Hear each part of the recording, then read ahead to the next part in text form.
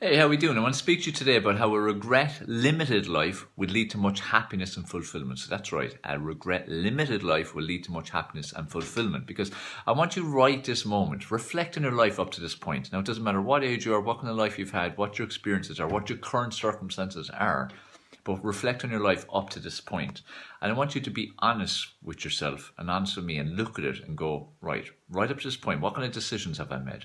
Have they served me? Have they served my higher vision? Have they served what I want to get out of life? What about my actions? Have I acted in accordance with my values, my beliefs, and what I want out of life?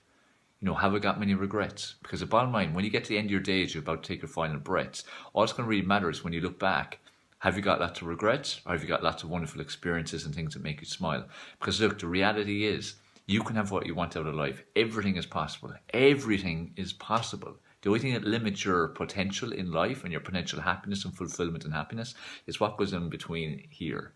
What goes on in there determines whether your experience can be a wonderful, memorable one or one that's going to be filled with regret, frustrations, and disappointments. And unfortunately, for a majority of people, it's the latter. But it doesn't have to be that way for you.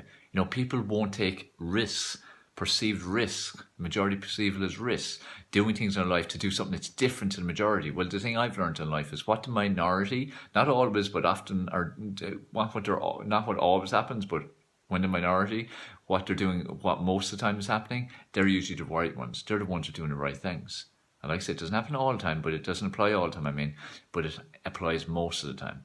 And if you become part of the minority where you're living life fully, you're taking perceived risks, you're usually going to give yourself a much better chance of having a life that's not filled with regret. Because the thing is, these perceived risks, the risk is actually not doing it, not taking the chance, not stepping outside your comfort zone, not taking the risk. That's the risk, because your life can't change. Unless you do something to change your life, to move it forward, to move closer to your goals, take the risk, take the chance, whatever you want to call it, it can't improve. It's impossible. That's the risk. You're risking having a better life. That's the irony of when people won't take risks and when they see people who take risks as taking risks. They're not taking risks, they're taking steps and taking actions or moving life forward to what they want. And even if it doesn't work out, they still did it.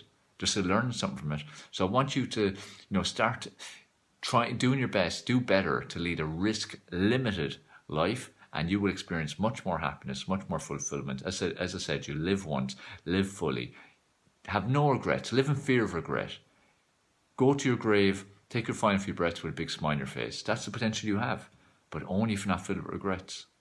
Okay? So remember, a regret-limited life creates much happiness and fulfillment. Is it going to be you? It's your choice. It is a choice.